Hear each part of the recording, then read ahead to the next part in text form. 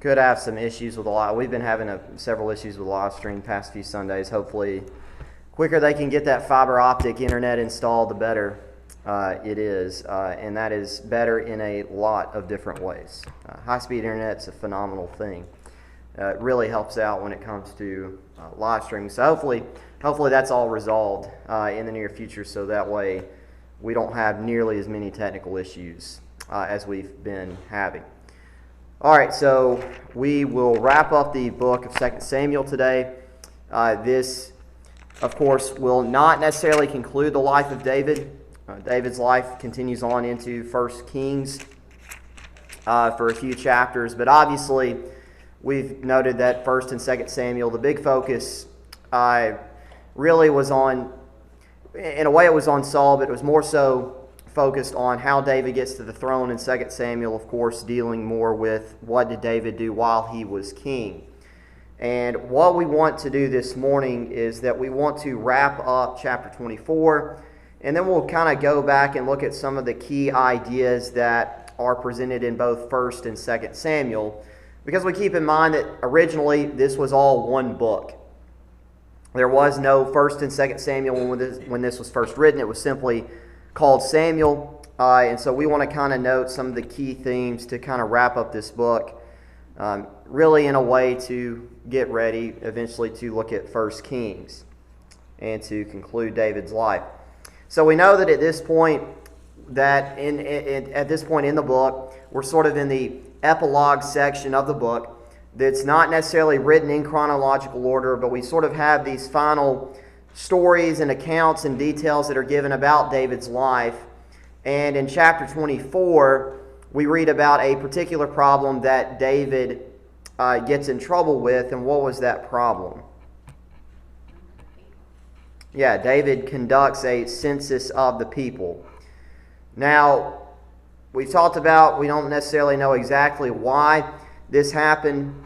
One potential reason, I think a reason that stands out to me, is that it could have been because David was afraid of some type of approaching army, to the point where David was not necessarily concerned about maintaining faith in God, that God could deliver Israel from its enemies, but could have been that David was concerned about the number of men, the number of soldiers that he had in his military.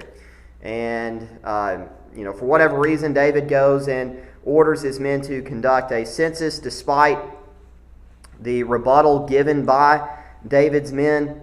And we know that, of course, what punishment is put on the people in chapter 24. Pestilence or plague. Yeah, you've got pestilence. People die as a result of this. Again, notice verse 15, that from Dan to Beersheba, within all of Israel, 70,000 men die as the result of David's action. And we know that David, of course, was an individual that cared about his people to a great extent. And for David, this is something that is very problematic. And he was very much concerned about what was happening to his people. And so God will provide a solution here for David in chapter 24. And one of the things that I'll emphasize about this chapter, to me, the real significance of this chapter comes at the very end. So I know a lot of times we get caught up in the details about, why was David conducting a census? Why was God punishing him for this? The real importance of this chapter, and probably why it fits at the end, is because of what will happen because of David's response to seeking forgiveness in this situation. So I want to look back at chapter 24, and I want to look back at verse 18. The text says that Gad came that day to David and said unto him, Go up, rear an altar unto the Lord in the threshing floor of Araunah the Jebusite. And David, according to the saying of Gad, went up as the Lord commanded. And so God naturally provides David a way out, right? We notice that in chapter 17, David acknowledged that he had sinned against God. He saw the angel smite the people and said, "Lo, I have sinned, I have done wickedly." And so David is not only seeking, Gad's not only telling David to seek forgiveness at this point, not just for his sins, but also for the benefit of the entire people as well. And in this particular situation, Gad gives David the order from God to go to this specific man, Araunah's threshing floor. And it's going to be at the side of this threshing floor that is the significance really of this entire chapter. So in verse 19 or verse 18, David does this. And he does this, of course, because he is, in a sense, the shepherd of his people, as he indicated there in verse 17. Now, naturally, when we think about the concept of a shepherd, certainly we think about how Jesus in John chapter 10 referred to himself as the good shepherd. And there's a lot of parallels in my mind between David and Jesus in a lot of ways, but this is also a parallel that you see where David recognizes that as a king, in a sense, he is the shepherd or he is the steward of God's people. He is responsible for their well-being. And David is seeking to protect them from basically from his own mistakes, right? Sometimes shepherds make mistakes. They could be inattentive, they could slack off, they could do the wrong thing. That could be a problem for, the sheep if they get caught by a wild animal or something like that. On the other hand, Jesus, of course, acts as a shepherd not because of his own mistakes, but a lot of times to help correct our mistakes. And so David, acting as a shepherd, wants to do what is right, not just for himself, but also for the people. So he goes to this man Araunah's house. Notice that in verse 20 that Araunah looked and saw the king and his servants coming on toward him. And Araunah went out and bowed himself before the king on his face upon the ground. And Araunah said, "Why have you come? Wherefore is my lord the king come to his servant?" And David said, "To buy the threshing floor of thee, to build an altar unto the Lord, that the plague may be stayed from the people." So what will happen here is Gad has said, David is expected to go and build an altar to God here as a way to seek forgiveness of his sins. Now notice, how will David acquire this altar? Or how will he acquire the area to build this altar for God? He will go, and notice that it says that he will go and buy. Or that's what he wants to do. He wants to go and buy the threshing floor of thee. Now, what king in the Old Testament saw a piece of land that he wanted and went to buy that piece of land only to be rejected? Ahab, right? When you think about Naboth's vineyard, right? Ahab went to that piece of land, saw that it looked good, went to buy it, and Naboth said, "No, you're not buying this vineyard. It's been in my family for so long." And what happened as a result of that? Yeah, Jezebel has him killed, right? And so Ahab's is able to go and acquire the vineyard that he wanted, not because he bought it from him, but because his wife had the man killed. He obtained it illegally. And of course, we would point out that that's a reflection of a very wicked king, a person who was motivated by greed, or at least his wife was, and the end result of that being that he was a very wicked king. He's not remembered as a positive individual. David, on the other hand, doesn't come over and say, "Look, I need your threshing floor to build this altar." Doesn't use threat of violence, doesn't try to coerce Araunah. He just simply wants to buy this piece of land, which in my mind is pretty significant because, as king, could have been very easy for the king to say, "Look, I need this land, I'm the king, you need to hand it over to me so that way we can solve this problem." because a lot of people have died. But I think it is important to note here that David tries to do the right thing not just when it comes to making this sacrifice to have the sins and the pestilence removed. He's trying to go about this the right way. He's not trying to cut corners to become pleasing to God. And that's something that we also probably need to keep in mind as well, that we could think about, that there is a proper way to, not just a proper way to repent, there's also a proper way to go about showing our willingness to repent. I know Dad brought up that example, but it's an example that works here. You can't rob a bank for $10,000 and then repent and keep the $10,000. You just can't do that. Because there's a right way to go about seeking forgiveness. There has to be true repentance. And that's what David's doing here. He's not going to cut corners. But notice that in verse 22 that Araunah said unto David, Let my lord the king take and offer up what seemeth good unto him. Behold, here be oxen for burnt sacrifice, and threshing instruments, and other instruments of the oxen for wood. Now, threshing floors, from what we are told, were typically built on high ground. And that was simply because, when you talk about a threshing floor, you're talking about separating the grains of wheat from the chaff or any other type of crop like that.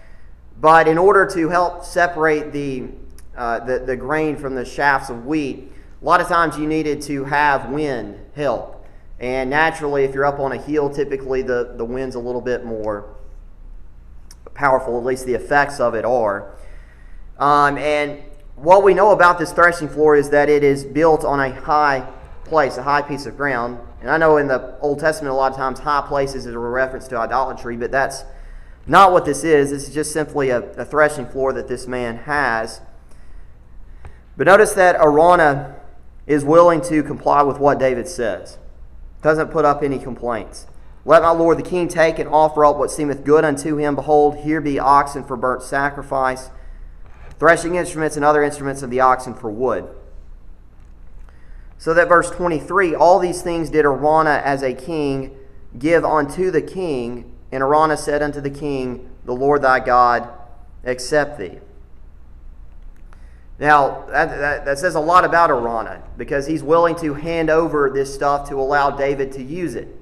Doesn't require him to pay, because in verse 24, the king said to Araunah, Nay, but I will surely buy it of thee at a price. Neither will I offer burnt offerings unto the Lord my God of that which doth cost me nothing. So David bought the threshing floor and the oxen for 50 shekels of silver.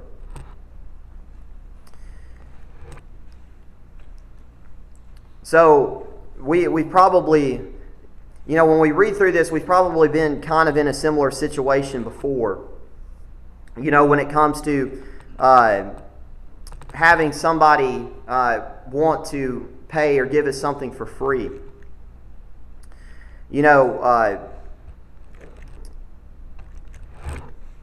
Sometimes we might have a particular object. Let's say that in yesterday, washing machine broke.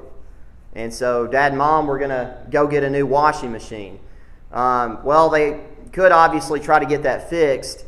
And, sometimes if you know the right person, you can take that washing machine to them and maybe they'll fix it for you for free if you're really close friends. And, in that situation, you kind of feel bad because somebody did a job for you. You feel like you're obligated, that you should pay them. In my situation, it's hard for me to let somebody do a particular job for me for free because I feel like I should pay them for that. And you've probably been in that situation before, where somebody does a favor for you, works a particular job, and say it doesn't cost you anything. And you feel, you're grateful, but in a way you kind of feel bad because you feel like, I want to pay you for your service. And that's, it's sort of the mindset that David has here. He wants to pay Araunah for the materials that he will use, But there's a bigger reason why David wants to do that, and it's because in verse 24, neither will I offer burnt offerings unto the Lord my God of that which doth cost me nothing. Now that says a lot about what a man of God and really what a child of God should view when it comes to his or her sacrifice to God. Not necessarily in money, but in other ways we sacrifice to God, whether it's time, in any other area of how we can sacrifice for God. David did not want to offer something that would have been no cost to him, because he recognized that that would not be a sacrifice at all. You know, sometimes people will do whatever they can to get by in life. They'll take the easy way out. And in this particular case, there have been a lot of people that would have said, sure, Arana, I will take your possessions, I won't pay you for them, and use them to make a sacrifice, because I won't have to give up any money in the process. But on the other hand here, David recognized that that is not really a sacrifice to God. When you think about the example of Jesus in the temple, and the disciples that were with Jesus saw all of these individuals go in and offer these vast amounts of money into the treasury of the temple, you remember that on that occasion that the disciples were amazed. The people that were with Jesus were amazed at how much money people were contributing. But what did Jesus say about the woman who could only offer 2 mites? Yeah, Jesus noted that her sacrifice was greater than the sacrifice of all those men that went into the temple to sacrifice. And it's because of what those 2 mites were worth to her. Those other individuals in that case were offering vast amounts of wealth, but they also had vast amount of wealth to rely on. But Jesus pointed out that the impact of that woman offering all that she had was of great significance because of how much that sacrifice was. She was an individual that wanted to sacrifice everything that she could for the cause of God. And that's the proper mindset. Now, obviously, David's not sacrificing everything here, but he does recognize the fact that if I'm going to make a sacrifice to God, it should be a sacrifice. It should cost me something. Because otherwise it's not really a sacrifice at all. So David bought the threshing floor and the oxen for 50 shekels of silver. All right, there is one thing that I want to point out in 1 Chronicles chapter 21. Because if you look at the parallel passage, which 1 Chronicles 21 is the parallel passage to 2 Samuel 24, you're going to notice that there is a different payment in 1 Chronicles 21 and verses 24 through 25. So let's briefly talk about that. So notice that in 2 Samuel 24:24, David bought the threshing floor and oxen for 50 shekels of silver.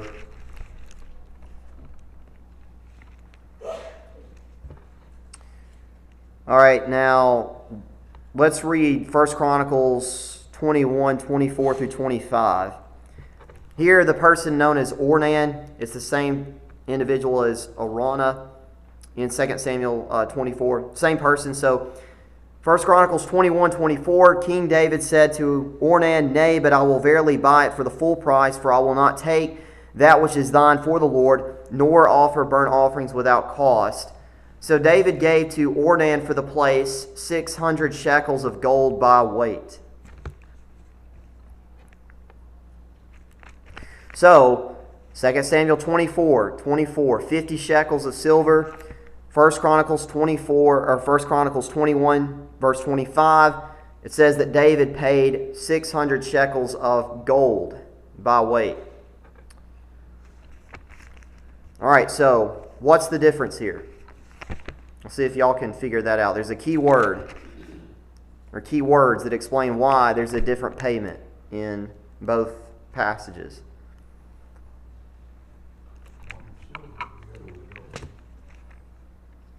Okay. Well, we're thinking about why is there a different, why is the payment different? We know that it's different. That's it. In 2 Samuel 24:24, the writer says that David spent 50 shekels of silver on the threshing floor and the oxen. That was specific. In 1 Chronicles 21, verse 25, it says that David gave to Ornan or Araunah 600 shekels of gold for the place. That's the difference. In 1 Chronicles 21, what's being recorded is how much did David spend buying basically not just the threshing floor, but the entire land around the threshing floor, which is obviously going to be a lot more costly than, it's obviously going to be a lot more costly than just buying the threshing floor and oxen. We can understand that today too, right? Houses that have a lot of land beside them for sale, that's going to cost a lot more because people are paying for the land. That's what the writer of 1 Chronicles was recording. David was paying for the entire, not just the threshing floor and the oxen, he's paying for the entire land, which is why there's a different price and why that price is much more expensive than what is being said in 2 Samuel 24 and verse 24. There's not really a discrepancy. You've just got the passage in 2 Samuel talking about a smaller, just a smaller amount of goods versus the entire plot of land that's being bought in 1 Chronicles 21. That's why they're different. If you've ever read both those passages and wondered why, that's the explanation for it. Then, verse 25, David goes and builds an altar unto the Lord and offered burnt offerings and peace offerings. So the Lord was entreated for the land, and the plague was stayed from Israel. If you look at 1 Chronicles 21 and verse 27, it says that the Lord commanded the angel, and that he put up his sword again into the sheath thereof.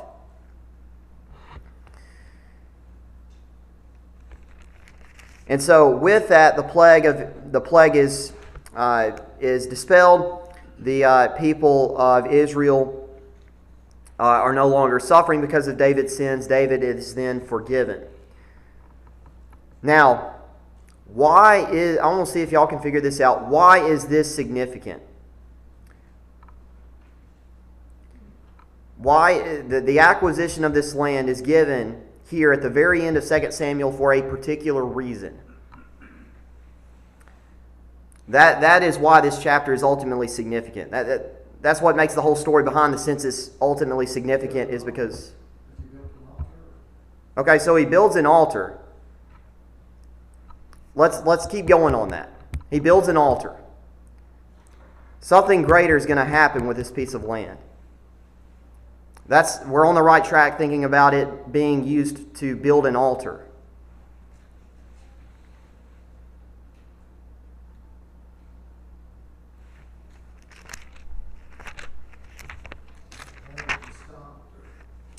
Yeah, so the plague is stopped.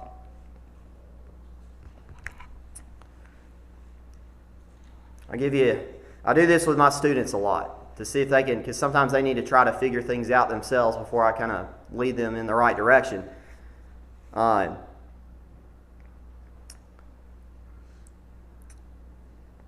if you would, read for us 2 Chronicles 3 and verse 1. This is why, and this verse will explain why this chapter is significant, why this story is recorded for us. 2 Chronicles chapter 3 and verse 1. And Solomon began to build the house of the Lord at Jerusalem and Mount Moriah, where the Lord appeared unto David his father, in the place that David had prepared in the threshing floor of Ornan the Jebusite. All right, so why? All right, so now why is that passage important? Why is this story about buying that threshing floor important? That's where the temple will be built. That is the ultimate significance of that chapter. It's not so much about why did the census happen. It's not about why did the people suffer. I mean, obviously that's important. The significance of that passage is that God is, again, fulfilling his promise that he made back to David in 2 Samuel chapter 7, where David was told, look, you're not going to be able to build the temple, but you're going to be able to essentially help prepare for it to be built, and that it would be built under your son. Well, if we looked at 2 Samuel, we don't really have any indication that God would fulfill that promise outside of this story, this account in David's life being recorded, where we see how David acquires the land to then build the temple. And so what 2 Samuel 24 does as a closing chapter shows that God is going to uphold his side of the deal by allowing David to be instrumental in the eventual creation of the temple. No, he won't get to build it himself, but he does help prepare for it to be built by eventually acquiring the resources, but also by acquiring the land that he used to build an altar to offer sacrifice for his own sins. And so to me, there's a natural parallel there where, David uses this land to offer sacrifice for his sins, and later on down the line, when the temple's built, this is where the people of Israel are going to go, obviously through the high priest, to have sacrifice made for their sins as well. All right, so that's 2 Samuel chapter 24. What are your thoughts on what we've talked about today, or anything that we've talked about up to this time? I think about the people. 70,000 died. I believe that's correct. Mm-hmm. Well, that's going to be somebody's mama and daddy, kids. Their relatives are still going to live, and yet you don't read of an uprising or revolt or any bad taste in people's mouth toward David, even though this was his fault, and maybe that just speaks volumes of David and of the people, who weren't killed. And I just think about that, and I think about today. Anytime somebody messes up, everybody's ready to point fingers and. Oh yeah, goodness, yeah. And maybe it happened, but we don't think of that. Yeah, absolutely. Which keeps the kingdom strong, obviously. Yeah, I was reading some comments from Mississippi State fans during that Mississippi State-Kentucky game last night, and there's a message board or whatever that a lot of state fans comment on while the game's going on, and there are probably about 10 different instances where people were saying to fire the coach because they had enough. And a lot of times it's not the coach's fault, but the point being is that sometimes people have a tendency when things go bad to do what they can to get the leader out. To me, it could have been, I don't know, it could have been that the people didn't necessarily know the whole story behind why they were being punished. But, for whatever reason, they are loyal to David, at least in this particular passage. And so that is something interesting to think about. We got about 5 minutes left. There are a couple of things that I want to kind of remind us at this point about what are some of the biggest themes to remember from 1 and 2 Samuel. And I want to go through at least 2 or 3 of these as we draw to a close looking at this book. I think first of all, when you think about 1 and 2 Samuel, we need to keep in mind that God can use ordinary individuals to achieve his larger purposes. Now, we can look at that in a number of different instances in the Bible, how God will take an ordinary person and through his power put that person in a position where he can accomplish great and wonderful things. We know that was the case with Joseph, a young man who's sold into slavery, thrown into prison for several years, who eventually rises to become second under Pharaoh, to save not just Egypt but his own household, and to really establish a point where Israel will eventually have a future when they return to the land of Canaan. Well, we understand that in 1 and 2 Samuel, God used several ordinary individuals to achieve his great goals. You think about Samuel, because you think about how he came about, at least the story behind his birth. Hannah was a woman that was greatly troubled in 1 Samuel chapter 1. She was made fun of, she was put down, she was dejected in life, she was a very ordinary individual. She had people make very both inaccurate, but at the same time, very unpleasant accusations about her, right? Eli called her a drunk woman, coming to the temple and babbling all this nonsense as she supposedly prayed. And yet, through Hannah and Samuel, God would raise up a judge to deliver his people for a while. And of course, it would be through Samuel that the kings, both Saul and David, would be appointed. Remember that Saul came from Benjamin, one of the smallest tribes in Israel. And yet he was put over the nation of Israel, and in a lot of ways, at least early on, the kingdom of Israel prospered. And then even when he failed, God took the youngest son of Jesse, the afterthought of his own father, and took him and put him as king over Israel. And by David, Israel grows, at least to this point, to be the most powerful nation in that part of the world because of the example that David set. And so God can take ordinary individuals to help achieve his larger purpose. We are all ordinary individuals in here. I think it's fair to say none of us have any political significance. You know, none of us are billionaires or anything like that where we have power because of money. Yet we can use our abilities to accomplish the greater purpose of God, to help bring others to Christ. Those are all tasks that we can all complete.